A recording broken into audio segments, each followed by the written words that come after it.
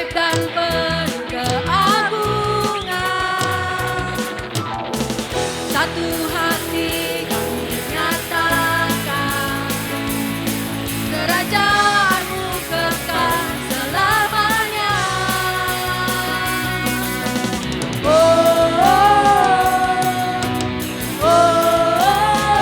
Engkaulah Raja, amin, atas dunia, yang menghancurkan kutuk dan membebaskan jiwa.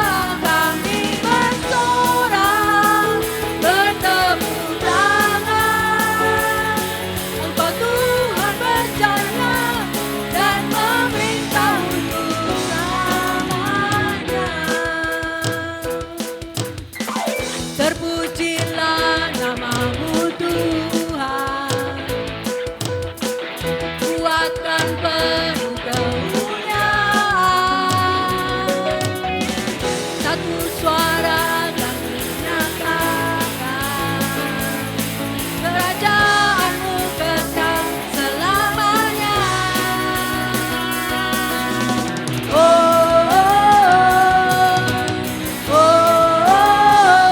Engkaulah Raja atas dunia, yang menghancurkan kutuk dan membebaskan jiwa. Kami bersorak, bertepuk tangan. Engkau Tuhan berjaya dan memerintah untuk Engkaulah Raja atas dunia. Katakan, yang menghancurkan kutuk dan membebaskan jiwa. Engkaulah Raja atas dunia, yang menghancurkan kutuk dan membebaskan jiwa. Kami bersorak, bertepuk tangan. Engkau Tuhan berjaya dan memerintah untuk selamanya.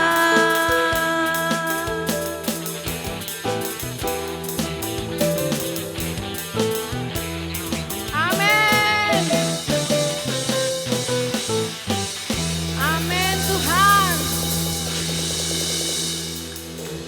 Amin Tuhan, sungguh beruntung kami mempunyai Engkau sebagai Raja kami, yang selalu menolong kami ya Bapa, melewati berbagai tantangan dan persoalan,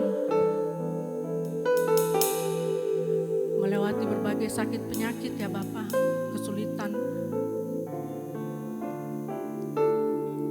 Di ujung setiap masalah Engkau selalu ada menolong kami.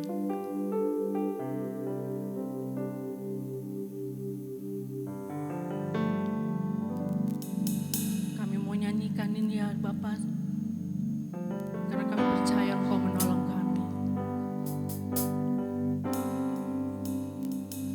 Musim akan selalu berganti, kasih Tuhan tetap abadi. Yes, katakan buat dia. Tak akan berubah sampai selamanya. Ku tetap percaya, yes Tuhan.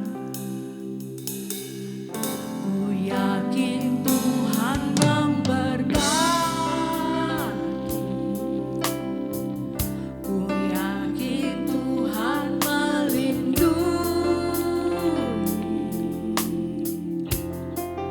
Burung di udara Tuhan pelihara karena kasih-Nya. Amin. Tuhan selalu menolongku, selalu menjagaku. Sehelai di rambutku tak akan terjatuh tanpa seizin-Mu. Benar Tuhan.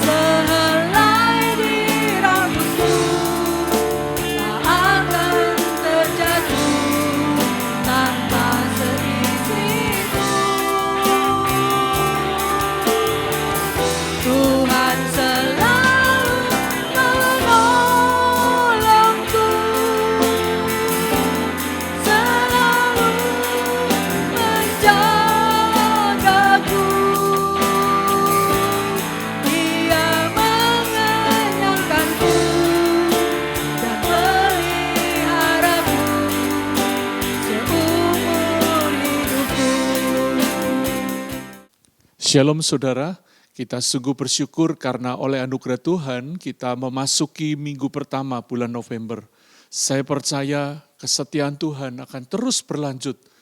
Kita masih mengingat bahwa tahun ini GBI Arauna mengambil tema tentang covenant. Dan ada satu gambaran yang jelas bagaimana di akhir tahun lalu saya menyampaikan firman untuk tahun ini bahwa seperti Nuh keluar dari bahtera, kita bisa keluar dari pandemi ini, kita bisa bebas bersekutu. Dan sungguh oleh anugerah Tuhan bahwa kita mengalami itu benar-benar terjadi di dalam kehidupan kita bersama. Saya percaya Tuhan masih menuntun. Demikian pula saudara yang dikasih Tuhan, gereja kita mengambil tema bersama-sama dengan GBI secara nasional, bagaimana kita memiliki batin yang sehat di tengah tantangan. Tahukah saudara, gereja diberi kepekaan oleh Tuhan untuk membawa umat supaya mereka ada di jalan yang benar, mereka mengalami tuntunan dan penyertaan Tuhan. Saya percaya sinode kita mengambil tema bulanan tahun ini merupakan tuntunan dari Tuhan sendiri. Hari ini kita akan memulai dengan batin yang sehat di tengah tantangan. Kita tahu saudara, kondisi tidak akan semakin baik. Kita bisa memprediksi, sayangnya kita terlalu banyak mendengar informasi yang membuat kita bisa menjadi lemah, membuat kita menjadi kalah dalam menghadapi setiap tantangan. Oleh karena itu mari kita alihkan fokus kita bukan kepada berita dan informasi, tapi kepada firman yang dari surga dan juga tuntunan dari Roh Kudus yang disampaikan melalui firman dan tuntunan secara pribadi kepada setiap saudara. Saya percaya di semua kesulitan, Tuhan tidak pernah meninggalkan kita. Saudara yang dikasih Tuhan, sadarilah ini. Kenapa kita mengambil tema batin yang sehat di tengah tantangan? Kenapa tidak cuma batin yang sehat aja, kan cukup. Selama kita masih hidup di dunia, saudara, tidak mungkin kita terlepas dari tantangan dan pergumulan. Bahkan Ayub menuliskan dalam Ayub pasal 7 ayat pertama yang sering saya sampaikan di khotbah saudara, bahwa dikatakan di sana, manusia itu seperti dipaksa berjuang, hidupnya berat, seperti hidup seorang upahan. Itu Ayub dalam terjemahan sehari-hari, ya, edisi terjemahan sehari-hari. Hidup kita itu seperti orang yang bergumul. Kalau dalam terjemahannya dikatakan seperti orang yang sedang berjuang. Dalam perjuangan pasti ada tantangan, ada tekanan. Saudara, jangan fokus kepada perjuangan atau tantangan, tapi fokus kepada kemenangan yang bisa kita raih kalau kita kuat. Kita bisa berkemenangan kalau kita memiliki batin yang sehat. Apa itu batin, saudara? Batin itu sesuatu yang tidak kelihatan, karena di sanalah terdapat pikiran, perasaan, harapan, keinginan, dan semua hal yang tidak terlihat, tapi sesungguhnya sangat mempengaruhi. Dan batin kita merupakan kenyataan diri kita yang sebenarnya, hakikat kita, saudara. Tampilan luar manusia itu seringkali tidak mencerminkan apa yang ada di batinnya. Tetapi batin kita yang tidak nampak itu sangat berdampak bagi hidup kita. Dan ada satu bagian yang saya tulis di catatan saya, tidak sedikit bahkan anak Tuhan yang terjebak di dalam pusaran perasaan, pusaran mood, ya, dengan sikap mengasihani diri, merasa jadi orang paling malang. Ketika menghadapi tekanan, menghadapi tantangan, kita memilih sembunyi, kita memilih lari. Padahal seringkali tantangan itu sesuatu yang harus dihadapi, bukan dihindari. Sepanjang kita terus lari, kita tidak akan pernah menyelesaikan hal yang harus kita hadapi. Oleh karena itu saudara yang dikasih Tuhan, mari pastikan pada saat ini saudara, daripada kita terjebak dalam rasa sakit, kecewa, rasa tidak berguna, rasa tidak berada, dan semua perasaan yang sesungguhnya tidak bisa kita percayai. Lebih baik kita membangun batin yang sehat melalui membangun iman yang kuat, saudara. Ada banyak orang menyepelekan kehidupan rohaninya. Mereka maunya instan, seperti beli lotre. Saya sudah berdoa, harusnya Tuhan jawab saya. Siapa bilang, saudara? Memang adanya kalau kita berdoa Tuhan menjawab. Tapi sepanjang kita masih hidup di dunia, maka hidup itu tidak seperti sulapan. Kita masih di alam jasmani, yang kalau pergi ke satu tempat pun butuh energi, atau entahkah itu naik kendaraan. Tentu ada usaha, ada waktu, ada proses. Yang dapat kita temukan secara instan itu di surga. Tentu kita tidak pengen langsung ke surga hari ini, bukan? Ya, kita masih ingat, oh saya punya istri, saya punya anak, saya pengen hidup lebih lama lagi. Daripada saudara terus terpuruk dalam situasi yang tidak ada gunanya, kita perlu membangun iman yang teguh. Karena ada hubungan yang kuat antara iman yang teguh dan batin yang sehat. Batin sehat kalau iman kita kuat, saudara. Batin yang sehat kalau iman kita dibangun terus. Pertumbuhan iman itu tidak ada batasnya. Kedewasaan itu tidak ada ukurannya, saudara. Karena kita akan terus bertumbuh menuju ke arah Kristus. Saudara, kita mengambil ayat tema dari Mazmur pasal 42 ayat yang ke-12. Mazmur pasal 42 ayat yang ke-12. Kalau saudara punya Alkitab buku maka dia 12. Tapi kalau di Alkitab elektronik maka di situ ada tanda kurung 11 atau 12. Karena memang di dalam terjemahan bahasa Inggris pakai ayat 11 tapi di Alkitab terjemahan bahasa Indonesia edisi buku itu ayat 12, saudara. Di sana dikatakan, mengapa engkau tertekan hai jiwaku dan mengapa engkau gelisah di dalam diriku? Berharaplah kepada Allah, sebab aku bersyukur lagi kepadanya, penolongku dan Allahku. Saudara, kalau kita membaca ayat ini, maka ayat ini sama dengan ayat yang ke-6, artinya sebuah pengulangan. Dari pengulangan ini kita akan menemukan bahwa penulis Mazmur ini mengalami pergumulan, mengalami tantangan yang tidak mudah, saudara. Sampai dia mengulang tentang ini. Mengapa engkau tertekan hai jiwaku dan mengapa engkau gelisah dalam diriku. Diulang lagi di ayat yang ke-12. Setelah sebelumnya ayat 6 tadi.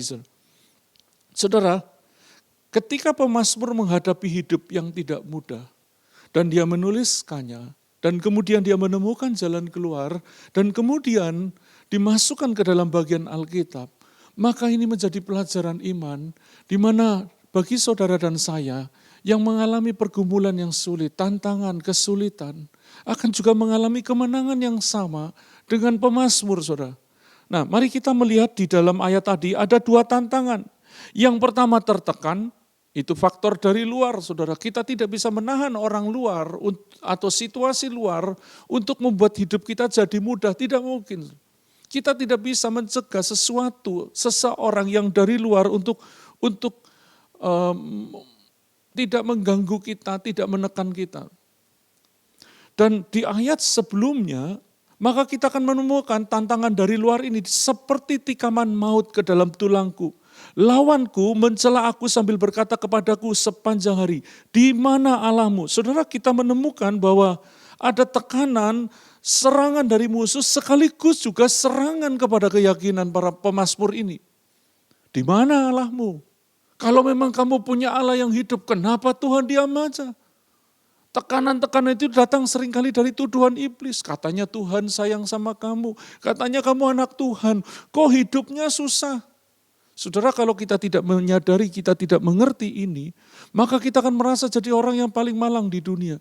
Padahal Alkitab, ya minggu lalu kita dengar, ada beberapa minggu lalu, waktu Pastor Frankie khotbah, bagaimana seluruh dunia ini menanggung penderitaan yang sama. Saudara bukan orang yang paling malang, tapi tekanan sering kali membuat kita kehilangan kekuatan, kita merasa tidak berdaya. Tadi di mana Allahmu? Saudara yang dikasihi Tuhan, sekalipun Allah nampak berdiam, dia tetap ada bersama kita. Karena dia berjanji, aku tidak akan meninggalkan kamu, aku tidak akan membiarkan kamu. Tantangan yang pertama tadi tekanan atau tertekan. Yang kedua adalah gelisah. Gelisah apa itu, saudara? Tidak tentram, selalu merasa khawatir, tidak tenang, sulit tidur, cemas, tidak sabar lagi dalam menanti. Itu orang gelisah. Dan gelisah itu faktor dari dalam, kalau tertekan dari luar. Karena kenapa? Ada penyebabnya. Tapi gelisah itu merupakan respon diri terhadap situasi yang dianggap mengancam. Jadi gelisah itu sebenarnya sebuah respon. Saudara, perhatikan ini, bukan seberapa besar tekanan, melainkan bagaimana respon kita terhadapnya yang akan menentukan. Perhatikan ini, tidak ada satu tekanan pun yang bisa menghancurkan kita kecuali kita mengizinkannya. Sebenarnya tidak ada orang yang mati karena masalah. Sesetres apapun, sedepresi apapun, tidak mati begitu saja. Tapi seringkali orang itu menjadi mati berkatnya, mati sukacitanya, mati kekuatannya, bahkan mati fisiknya. Karena dia membiarkan dirinya hanyut. Oleh karena itu jangan biarkan diri hanyut kepada tekanan itu. Saudara tertekan, saudara merasa gelisah, itu manusiawi, nanti kita akan lebih lanjut. Perhatikan tadi ayat tadi, ada kata mengapa. Ketika saudara berkata, kenapa? Mengapa? Berarti saudara lagi bertanya, kan alasannya. Apa yang menyebabkannya? Mari saudara, kita temukan apa yang menjadi penyebab dan alasan jiwa kita tertekan dan gelisah. Perhatikan ini, kita perlu menemukan. Kadang kita tertekan dan gelisah tanpa alasan yang jelas. Kenapa saudara? Karena hati kita tidak bisa dipercayai dan kemudian kita biarkan atau kita andalkan sepenuhnya memimpin hidup kita. Tidak bisa saudara. Hati kita itu tidak bisa dipercayai sepenuhnya. Mari kita buktikan. Ya.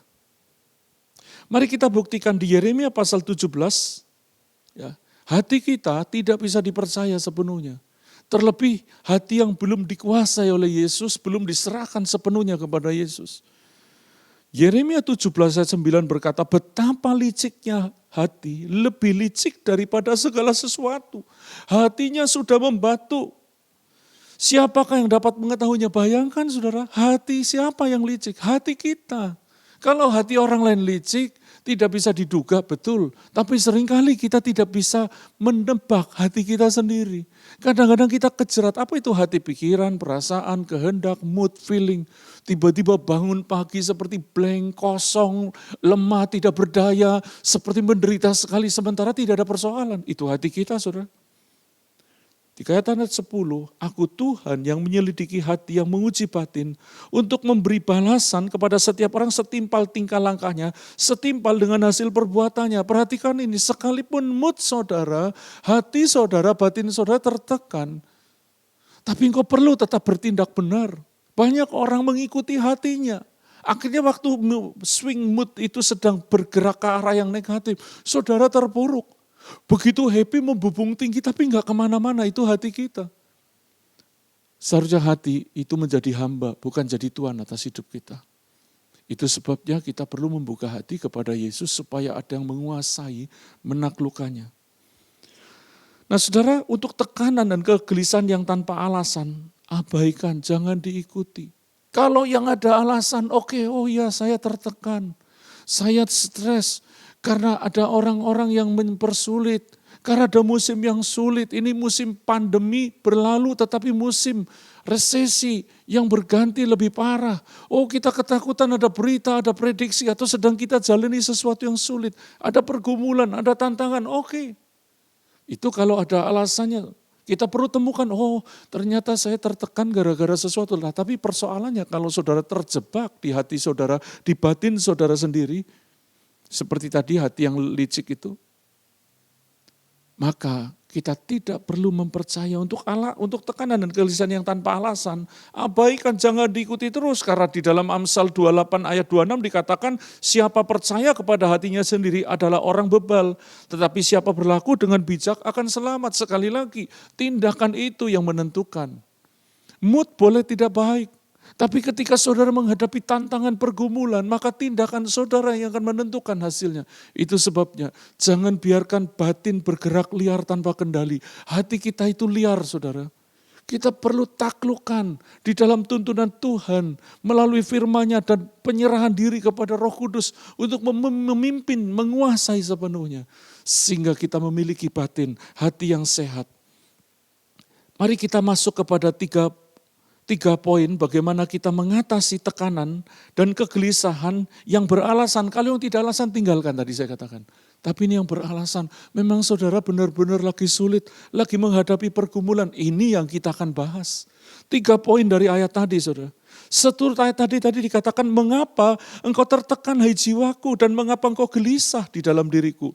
Berharaplah kepada Allah, sebab aku bersyukur lagi kepadanya, penolongku dan Allahku. Itu kata ayat yang tadi kita baca. 3 poin itu, yang pertama adalah kita berharap kepada Allah.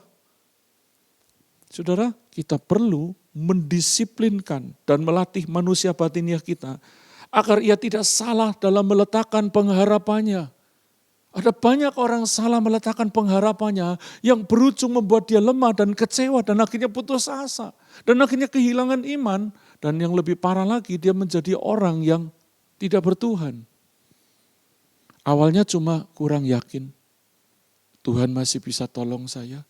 Lama-lama malah tidak yakin Tuhan itu ada. Itu bahaya saudara, kita perlu taklukkan, kita perlu kendalikan dan kita perlu latih batin kita. Jangan biarkan batin kita itu bergerak liar tanpa kendali. Tadi saya katakan, kenapa saudara? Karena bahaya. Cara terbaik untuk mendisiplinkan batin adalah dengan berharap kepada Allah. Renungkan ini. Kepada siapa kita saat ini? Saat ini berharap. Kalau engkau salah berharap, mari berharap kepada Allah saja. Kepada siapa kita berharap itu yang penting. Karena menurut Alkitab berharap artinya menanti dengan penuh keyakinan. Itu orang berharap. Menanti itu terikat bersama Tuhan. Artinya menanti dengan penuh keyakinan. Orang yang berharap kepada Tuhan mereka akan diperkuat di dalam pengharapannya itu. Perhatikan. Orang yang berharap kepada Tuhan akan diperkuat di dalam pengharapannya itu. Kenapa? Karena waktu bukanlah fokusnya, melainkan Tuhan. Karena berharapnya kepada Tuhan, biar nunggu lama enggak apa-apa saudara. Menanti lama enggak apa-apa, enggak masalah, enggak tambah lama, tambah kuat. Itu yang dikatakan bagaimana Abraham itu menanti, percaya, berharap kepada janji Tuhan. Sehingga waktu tubuhnya tambah lemah, imannya tambah kuat. Kalau menanti itu hanya berdasar waktu saja, saudara nunggu berapa lama Tuhan? 3 hari, 3 hari ternyata tidak terjadi apa-apa. Saudara lemah, saudara kecewa dan kita akan kehilangan energi, kehilangan tenaga, kehilangan kesabaran. Itu yang dikatakan tadi, berharap. Lalu ada ayat lagi tadi dikatakan bersyukur lagi kepadanya. Bersyukur lagi kepada Allah. Tadi berharap kepada Allah, sekarang bersyukur kepada Allah. Saudara, mudah saja kita bersyukur ketika semuanya baik-baik, tidak ada masalah, pernikahan baik-baik, ekonomi baik-baik, semua baik-baik, sehat-sehat. Kita berharap, bersyukur, bukan berharap, bersyukur, gampang aja. Semua orang mudah bersyukur di saat semuanya baik. Namun ketahuilah ini, bersyukur itu bukan sekedar berkenaan dengan apa yang kita terima dari Tuhan. Tapi bersyukur berkenaan dengan ketaatan kepada yang Tuhan kehendaki. Ada satu ayat yang terkenal saudara. Di dalam 1 Tesalonika 5:18 saya akan bacakan aja. Di situ dikatakan mengucap syukurlah dalam segala hal. Sebab itulah yang dikehendaki Allah di dalam Kristus Yesus bagi kamu. Jadi bersyukur itu kehendak Allah. Sehingga mau susah mau senang kita bersyukur. Tadi dikatakan aku akan bersyukur lagi kepada Allah. Bersyukur itu harus diulang-ulang saudara. Saudara, seringkah kita bersyukur, jangan-jangan saudara tidak pernah bersyukur. Jangankan bersyukur, ngucap terima kasih aja enggak. Kalau ngucap terima kasih atas pemberian seseorang, terima kasih ya. Coba saudara biasakan dengan ekspresif ketika berterima kasih. Aduh terima kasih, kau memberkati saya. Misalnya dikasih makanan, aduh pas lagi kepengin jalan kotek dikasih. Parakah saudara berterima kasih sambil mengapresiasi. Kau jadi saluran berkatnya Tuhan. Tidak perlu kepanjangan, tidak perlu lebay. Tapi ucapkan syukur dengan semangat. Ketika engkau terbiasa berterima kasih dengan semangat. Waktu engkau bersyukur kepada Tuhan akan lebih mudah. Banyak orang lupa berterima kasih. Kepada yang kelihatan, apalagi yang kepada yang tidak kelihatan. Mari kita bersyukur kepada Tuhan. Berterima kasih dan mengulang-ulang bersyukur itu. Supaya hati kita dipenuhi dengan kehendak Allah. Poin yang ketiga adalah kita beriman kepada Allah. Nah ini yang saya akan bahas. Tadi 3 poin mengatasi tekanan dan kegelisahan yang beralasan. Berharap kepada Allah, bersyukur kepada Allah, dan percaya kepada Allah. Beriman kepada Allah. Saya akan membahas di bagian ini. Bagaimana kita trust in God, yakin kepada Tuhan. Itu bukan sekedar percaya. Karena kalau bicara percaya, setan pun percaya. Tapi mereka gemetar, maling pun percaya ada Tuhan. Tapi mereka tidak taat. Orang yang yakin itu artinya orang yang percaya dan taat. Apa yang dikatakan ayat tadi? Mengapa engkau tertekan hai jiwaku, ayat bacaan tadi. Dan mengapa engkau bengerang dalam diriku, itu terjemahan yang literalnya, saya ambil. Berharaplah kepada Allah sebab aku mau senantiasa menyanjung dia karena keselamatan. Dan Allahku ada di hadapanku. Saudara, kita perlu percaya kepada Allah bahwa ia adalah penolong kita. Dan dia adalah Allah yang hadir di semua tantangan, kesulitan, pergumulan yang sedang kita hadapi. Saudara. Bahkan yang akan kita hadapi. Bahwa dia adalah Allah yang hadir, Allah yang ada di hadapanku. Saudara, ada banyak orang tidak yakin Tuhan itu hadir. Yang dia percaya cuma Tuhan itu ada, tapi nggak tahu ada di mana. Tahukah saudara seturut Alkitab? Yesus berkata, aku menyertai kamu sampai kesudahan zaman. Tuhan tidak pernah meninggalkan kita. Tapi yang membuat kita terhubung dengan Tuhan dan semua yang Dia sediakan adalah iman. Apakah engkau beriman kepada Tuhan? Atau kau sekedar beragama hanya percaya, tapi di mulut, di logika, dan di hati tidak. Kita hanya ngomong di mulut percaya Tuhan, tapi kita enggak yakin. Kita enggak berpikir bahwa Tuhan itu bisa menolong. Saudara, untuk beriman juga perlu logika, tapi logika yang rohani, batin yang sehat juga. Kalau bagi Allah tidak ada yang mustahil, masuk akal bukan? Kalau bagi Immanuel Kwok yang manusia sederhana ini, enggak bisa apa-apa ya manusia. Tapi kalau bagi Tuhan tidak ada mustahil, itu masuk akal. Jadi Tuhan itu masuk akal, saudara. Engkau percaya kepada Tuhan yang Maha Kuasa, itu masuk akal. Tapi sayang seringkali kita melakukan hal yang tidak masuk akal. Kita percaya kepada hal yang kita tidak lihat, sama-sama tidak dilihat, tapi bukan sebuah kebenaran. Banyak orang lebih takut hantu daripada takut Tuhan. Padahal juga nggak pernah lihat hantu, cuma dengar katanya ada hantu. Seumur hidup ini saya nggak pernah lihat hantu sampai detik ini. Nggak pernah, yang serem. Tapi kadang-kadang ikut merinding-merinding dari ceritanya orang. Bukankah itu percaya, tapi percaya yang salah. Saudara, mari kita trust in God. Percaya kepada Tuhan. Beriman kepada Allah bahwa Ia adalah Allah yang menolong. Juga Allah yang hadir di semua kehidupan kita. Di sepanjang kehidupan Allah yang hadir. Engkau perlu percayakan ini. Kita perlu beriman. Saya sengaja menggunakan beberapa terjemahan supaya kita bisa lebih mendalami maknanya. Saudara, kita perlu berharap, bersyukur, beriman kepada Allah. 3 poin ini, kita perlu itu. Ada satu ayat tentang batin yang perlu kita belajar. Kita perlu memerintahkan tentang batin kita. Mari kita lihat di dalam Mazmur 116 ayat yang ke-7. Dikatakan, kembalilah tenang hai jiwaku, sebab Tuhan telah berbuat baik kepadamu. Itu pentingnya kita mengingat kebaikan Tuhan. Supaya pada waktu kita gelisah, maka kita bisa memerintahkan jiwa tenang. Lowong kemarin Tuhan nolong, masa hari ini Tuhan dah tolong. Masa besok Tuhan gak tolong. Satu kali di tengah pergumulannya Paulus berkata, Allah yang telah menolong aku dari maut akan menolong aku lagi. Itu akan membuat iman bangkit. Apapun yang dirasakan, kita perlu memerintahkan batin kita, hati kita, pikiran kita, logika kita tunduk kepada kebenaran Allah. Itu tadi saya katakan hati kita, batin kita itu bisa menjebak kita, bisa menipu kita. Batin tertekan itu manusiawi, tapi membiarkannya terus tertekan mengalir dalam persoalan, maka itu akan menjerat kita kepada kedagingan yang ujung-ujungnya membawa kita kepada dosa, menjauhkan kita dari Tuhan dan kebenarannya, saudara yang dikasihi Tuhan. Perhatikan, saya coba lihat catatan, seberapa banyak orang yang gagal hidup dalam kebenaran, berawal dari tekanan dan kegelisahan yang tidak dikendalikan. Dan yang tidak sedikit dari mereka yang awalnya tertekan, akhirnya justru jadi pelaku kejahatan, pelaku dosa, pelaku pelanggaran.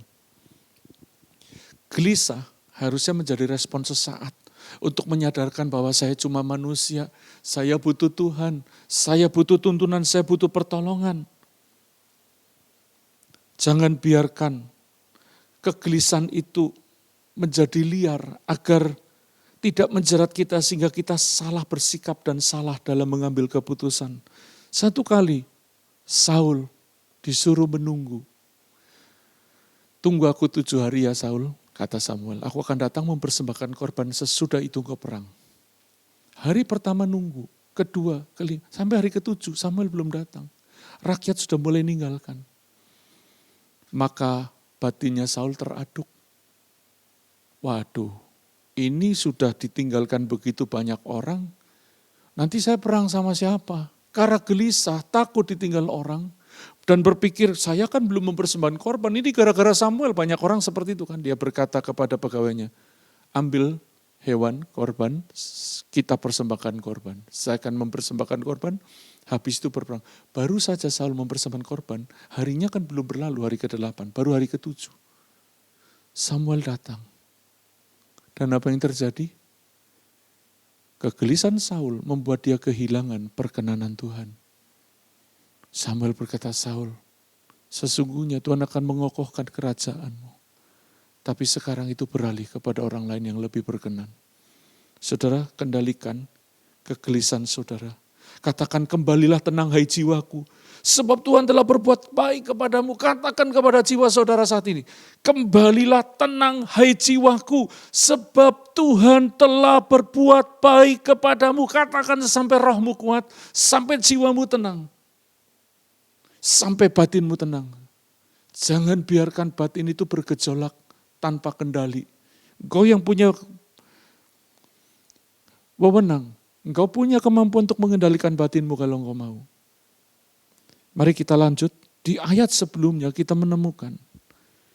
Di ayat 116 tadi ayat 7 yang barusan kita baca. Di ayat yang ke-6. Tuhan memelihara orang-orang sederhana. Aku sudah lemah tetapi diselamatkannya aku. Saudara, Daud berkata, aku sudah lemah tapi Tuhan nyelamatin aku. Kuncinya di mana? Karena Tuhan memelihara orang-orang yang sederhana. Saudara perlu memiliki hati yang sederhana. Waktu saya mencoba menggali lebih dalam apa itu sederhana, saudara. Maka kita menemukan beberapa kata ini. Sederhana dalam bahasa Ibrani dipakai kata yang artinya tidak berlebih-lebihan. Tidak lebay. Tidak banyak seluk-beluk lika-liku. Tidak banyak hal yang sulit-sulit dan rahasia, tidak banyak labirinnya. Kalau sudah masuk labirin bingung kan, belok sana buntu. Itu labirin. Ada banyak hatinya orang itu dipenuhi dengan labirin-labirin yang membuat dia bingung sendiri. Gak murni, gak tulus, gak sederhana.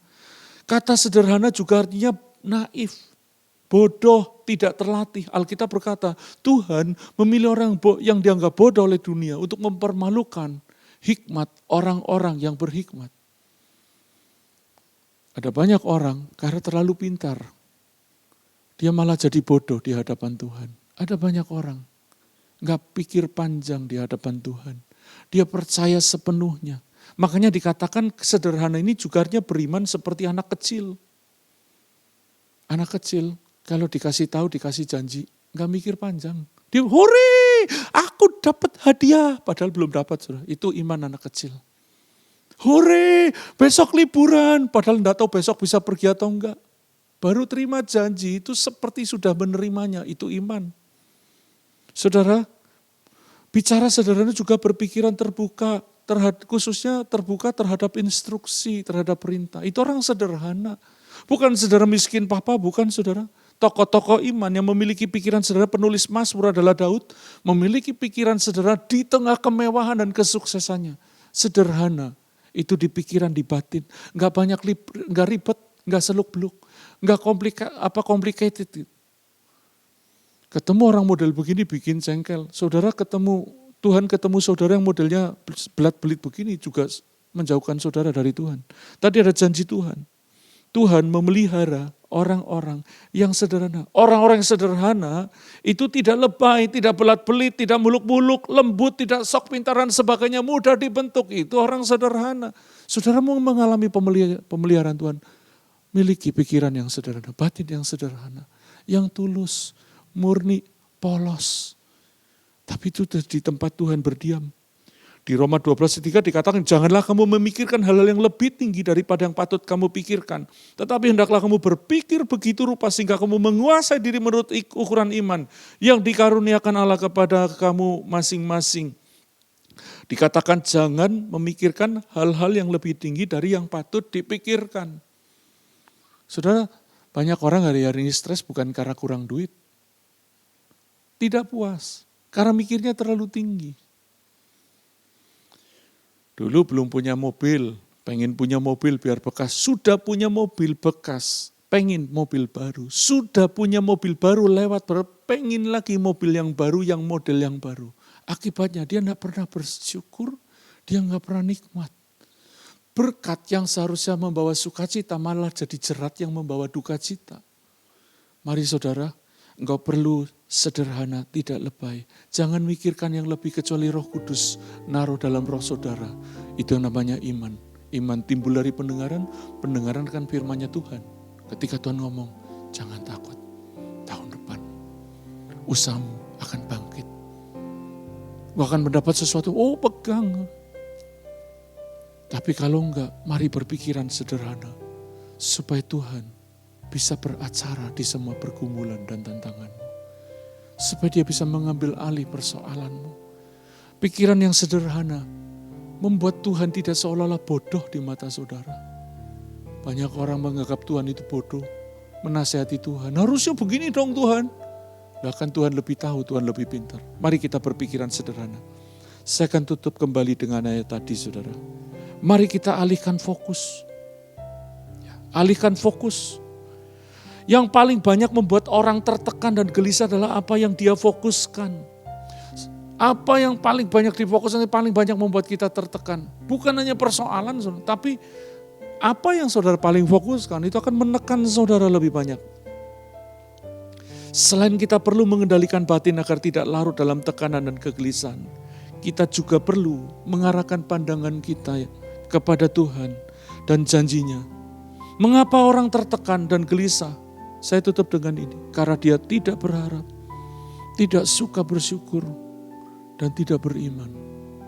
Tuhan mau kita menjadi orang yang berharap, bersyukur, dan beriman kepada Allah. Mari kita baca sekali lagi sebelum nanti sesudah ini kita berdoa untuk perjamuan kudus.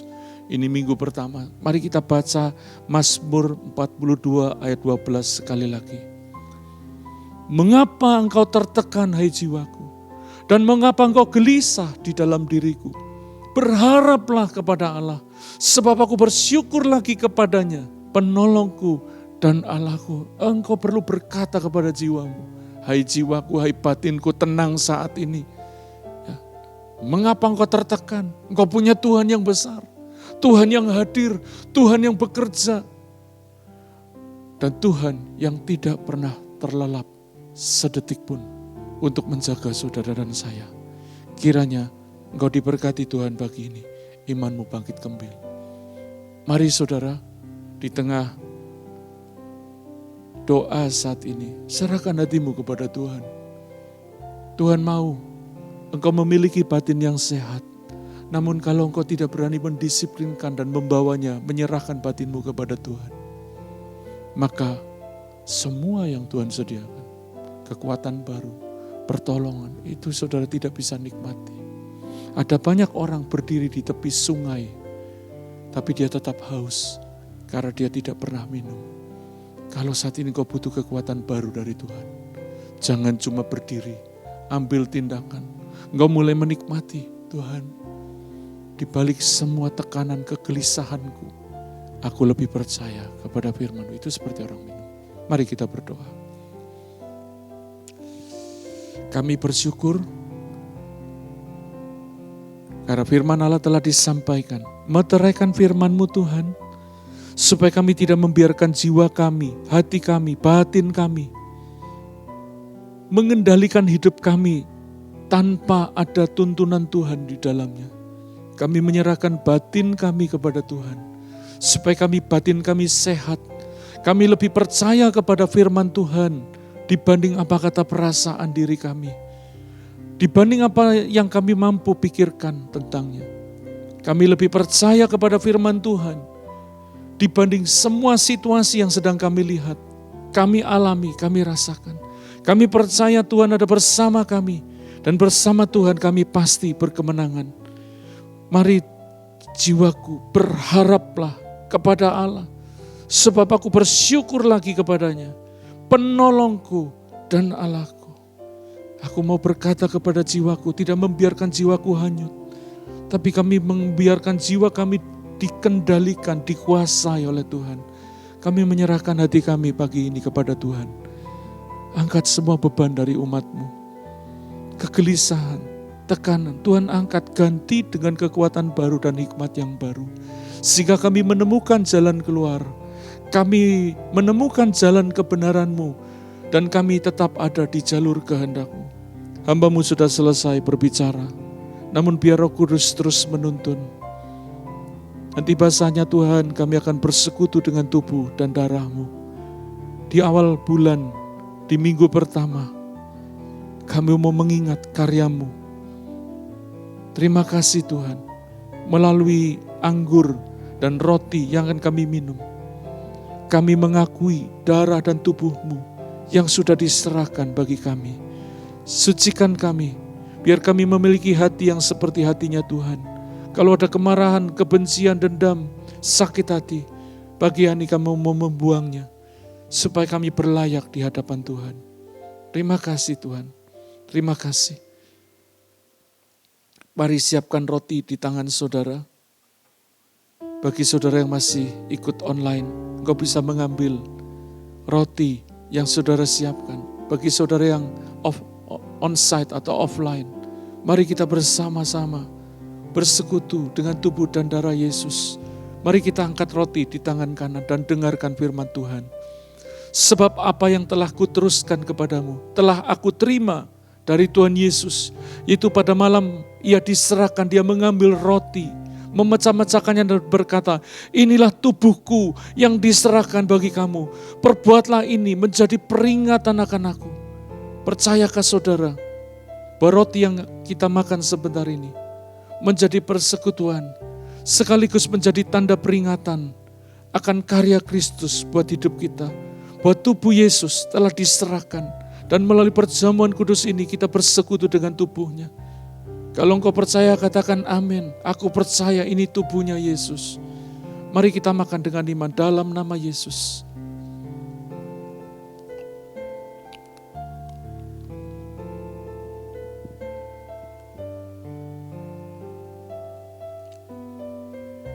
Kami bersyukur oleh bilur-bilur-Mu kami sembuh. Engkau memikul semua dosa, kejahatan dan semua akibatnya di kayu salib. Dan firman-Mu berkata, oleh bilur-bilur-Mu kami sembuh dari dosa dan sembuh dari kutuk, sembuh dari sakit penyakit. Terima kasih Tuhan, terima kasih. Mari angkat cawan di tangan kanan. Demikian juga sesudah makan Yesus mengambil cawan dan berkata, cawan ini adalah perjanjian baru yang dimeteraikan dengan darahku. Perbuatlah ini menjadi peringatan akan aku. Sebab setiap kali kamu meminumnya, kamu memberitakan kematianku sampai aku datang kedua kali.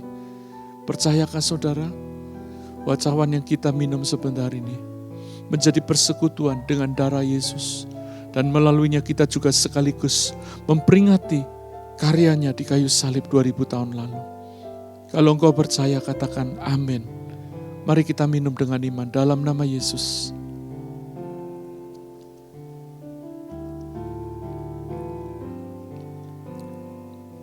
Kami bersyukur karena roti dan anggur yang kami minum bukan sekedar lambang. Karena Engkau benar-benar melakukannya, menebus kami dari segala dosa, membayarnya di kayu salib, membayarnya dengan darah-Mu, dan memeteraikan hidup kami bahwa kami adalah milik surga. Dan kami memiliki kepastian keselamatan kekal. Terima kasih Tuhan. Di akhir ibadah ini kami berdoa buat yang sedang membutuhkan pertolongan Tuhan. Tuhan, kami percaya Engkau hadir di setiap kesulitan kami, di setiap kesakitan kami, penderitaan kami. Kami beruntuk mereka sedang bergumul menghadapi tantangan. Beri kekuatan baru, berikan jalan keluar, khususnya kesulitan ekonomi Tuhan. Tuhan, beri kekuatan untuk mereka mencapai sukses. Beri kuasa yang baru untuk mereka memperoleh hikmat Allah, sehingga mereka bisa bekerja, berbisnis dengan penuh kekuatan yang dari surga, sehingga mereka mencapai keberhasilan. Sembuhkan yang sakit, yang jantung, diabetes, stroke, kami bawa kepada Tuhan. Engkau sudah membayar semua penyakit kami. Oleh bilur-bilur-Mu kami sembuh. Dan biar kesembuhan ilahi juga terjadi kepada mereka yang sedang beribadah saat ini. Dalam nama Yesus. Berkati setiap pernikahan.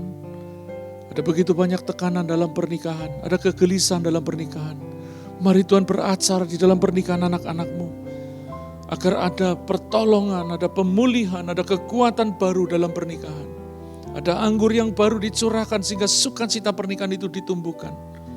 Kami terus berdoa buat bangsa dan negara kami. Ampuni kejahatan yang sedang merajalela, baik di kalangan rakyat jelata maupun di kalangan penguasa. Kami berdosa kepada Tuhan dan kami minta ampun kepada Tuhan. Ampuni kami supaya bukan hukuman, tapi kelimpahan, keberkatan yang terjadi atas bangsa ini. Jauhkan dari mara bahaya dan bencana, sehingga hujan tidak mengakibatkan banjir dan longsor, badai tidak menghancurkan, gempa tidak merusakkan. Yang ada damai sejahtera Tuhan. Berkati dari Sabang sampai Merauke. Berkati pemerintah kami. Berkati juga umat-Mu yang beribadah saat ini. Mari arahkan hati saudara dan terima berkat Tuhan. Tuhan memberkati engkau dan melindungi engkau. Tuhan menyinari engkau dengan wajah-Nya dan memberi kau kasih karunia. Tuhan menghadapkan wajah-Nya kepadamu dan memberi engkau damai sejahtera. Diberkati setiap saudara di dalam nama Tuhan Yesus. Amin.